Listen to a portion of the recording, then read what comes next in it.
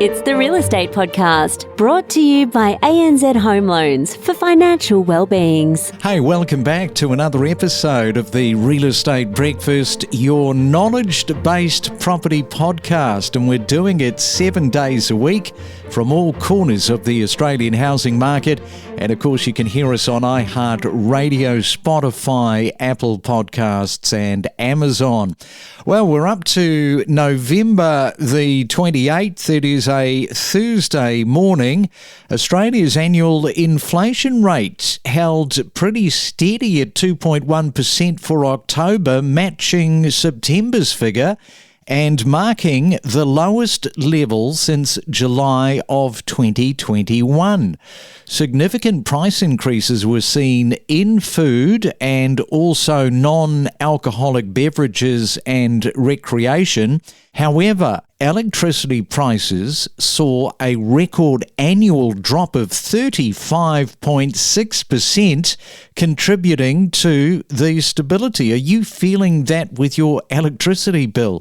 Might be one thing to drop, but whether or not you're feeling it in the hip pocket might be an entirely different thing. The ABS, now they noted that declines in electricity and fuel prices played a significant role in shaping the CPI numbers, and so now all focus is on December with that Christmas spend. Right now, though, this morning we're going to take you off to the US and catch up with a property investor there. One of the big problems right now in the US are squatters. And it's not the type of squatters where they move in for a night or two and then get their marching orders. No. They are moving in for good. So let's catch up with George McCleary, and he is based in Portland in Oregon in the US. And good morning to you, George. Welcome to the Real Estate Breakfast. What's up, Craig? So happy to be here. Have you been to Australia by any chance? I actually have, yeah. After I graduated college, I moved there for 6 months with no real plan other than to just travel around and have the time of my life. And I'm happy to announce that I accomplished that goal in Australia. I love it there. Good stuff. And I think a few more Americans are planning on moving to Australia permanently since the US election results. But we do want to talk this morning about these wretched squatters moving into your property. In fact, you've got some direct experience about this. Yes, sir. So what happened to me is I made a video earlier this year that went super viral, like tens of millions of views, about where I pretended to be a squatter. And it was real tongue in cheek, but a lot of people took it seriously. And it landed me like on the news, on talk shows, on News Nation. I went on the Dr. Phil show. What it really kind of showed me is that this is a much bigger deal and a much more underserved market than I'd first realized, because I've never had like a real bad squatter situation before, but a few of my friends have, and it's lax laws, it's loopholes that squatters are taking advantage of. And then in the process, I learned about something called deed fraud, which is a very insidious crime that's growing in popularity and robbing homeowners of all their equity. So I started Squatter Defender and Title Fraud Defender to help defend property owners against those. And that's been my little 2025 side quest. So tell us a little bit more about that deed fraud that you're talking about. Yeah, so a deed, at least here in America, and I think it's like this other places too, it's just a piece of paper with a notary stamp on it, and you can file it with the county clerk, and just like that, you can change the title to a property. And if you go through a series of steps, you steal an identity and you put it in that identity, you can actually steal the title to somebody's house and then resell it and then pocket all of that equity into your ill-begotten bank account. It was one of those things where I found out about it. It wasn't that common, but it's like doubling every year, that sort of thing. And there's not a lot that's being done about it. So when I started Title Fraud Defender, it was really in an effort to help protect my fellow investors from it. But actually, most of the people that are signing up on our website to protect their titles, not all of them are investors. They're just concerned homeowners about this growing crime. So not everybody has seen the video that you're talking about. When you say you pretended to be a squatter, how did all of that unfold? How did you do that?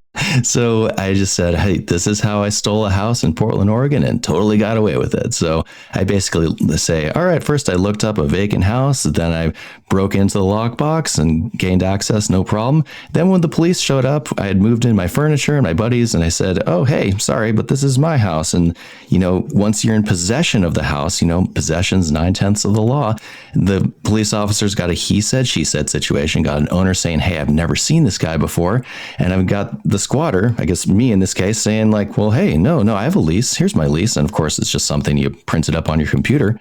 And so the cop says, okay, well, this is a civil matter. I can't arrest this person. I can't pull them out of their house just because you say he's not supposed to be there. And plus, it's like, look, he's got his friends and his furniture in there. Like, this looks legit. So that leads to a dispute. And it's kind of a legal loophole that these squatters are exploiting. And when it comes to evicting them and getting them out, it takes months and months and months. And by then, they've trashed the place. They've taken advantage of the homeowner for tens of thousands of dollars. A lot of times they will pay them cash for keys to leave, and then they won't. So it's a real big problem. Well, you're very, very lucky not to have had any direct issues with your own property portfolio with squatters. I mean, it's such a brazen act of breaking into somebody's property and then start moving in your own furniture. Well, let's change topics and find out a little bit about your property portfolio for our Aussie real estate investors. You've got a total of 25 properties. How much of a challenge has that been given the interest rates in the US combined with the economy over the last 12 to 18 months? Let's call it 24 months, Craig. I've actually been less of an acquisitions terror over the last 2 years than maybe the rest of my career combined, because I do a lot of buying and selling and try and accumulate as much as I can get. But I tell you what, man, it's been a real slog over the last 24 months. And there's a few enemies out there, but I think principal among them is the most obvious one, and that would be interest rates. What's really been happening in this space with investors that have portfolios is that they've decided to sell off part of their portfolio just purely from the serviceability and being able to cost out the price on keeping that portfolio alive. Now, obvious question to you, have you had to do that with your portfolio? Yeah, and I don't love admitting it, but yes, I have. Over the last couple of years, there's been a bit of a cash crunch. I mean, any real estate investor that you talk to is probably going to be a little bit house poor. That's just the nature of the beast. But in order to keep cash flow going or keep cash in your pocket to take advantage of opportunities, then you need to have some liquidity. And real estate, unfortunately, doesn't offer a bunch of that. So what do? You have to liquidate some assets at some point. And so I did have some low-hanging fruit. I had some flips that I decided to keep just because I figure like, okay, I can break even on this. And so I can add this one to the portfolio. It's a tiny little house. Let's just keep it. But after a couple of years, it's behind on cash flow. I've got a bunch of equity. My return on equity year over year is not that great because there's no cash flow and things aren't really appreciating. I might as well just cash in my chips. And plus I've got long-term capital gains on the sale. So I did that with, 3 properties over the last year or in 2024. And I'm not sorry that I did it. I paid a little bit of capital gains on it, but I've been able to redeploy the capital and do a 1031 exchange on one of them. But the rest, I just put into my pocket. I didn't have to pay a bunch of tax on it, and it allowed me to take advantage of some opportunities in some other spaces. The interesting thing in this, where somebody like yourself, an investor, is diluting the property portfolio, is that the rents, they've been rising, right? And some people might say, well, that's interesting that they're having to sell off part of their portfolio when the rents have risen. So what do you say to that, where you've still got to sell the low-hanging fruit, as you mentioned? Yeah, so it depends on where you are, because in a lot of cases, the rent has not gone up. It's remained pretty much stagnant. In other places, it has gone up a little bit. And here in other places, it's even gone down. It's become so different market to market in the US and worldwide for that matter. And because of that, we're all sort of playing in different ball games to some extent. There's some market cycles that are still on their way down. Then there's other ones that are rising right now. And the way that I reconcile this is on an even smaller scale, just property to property. How is this property performing? And a lot of it is a function of my personal time. How much time is this property taking me?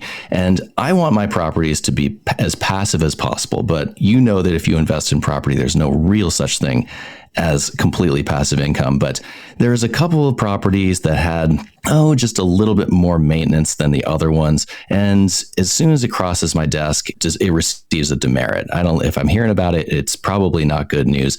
And I hopefully don't want to hear about it, right? So the ones that I got rid of also happen to have the distinction of having crossed my desk one too many times. And as soon as it starts taking up my time, sorry, you're out of here. Okay, so Portland, Oregon, we mentioned at the top, that is where you are based. As we look at your portfolio, is it exclusively in Oregon or are you in other states? Around here, this is in Portland. It's a great rental market, but this is a very blue city in a very blue state, and a lot of the landlord-tenant laws around here are very oppressive, to put it lightly. So I do have a lot of properties in Portland, but I also have a handful of properties in Idaho, and I used to own some properties down in Texas. And the main reasons that I invest in properties out of state is that I've got growth markets that are more landlord friendly, and they're the type of properties that can be easily owned from out of state. I don't need to be nearby them. In fact, there's a handful of them that I've never even seen before in person.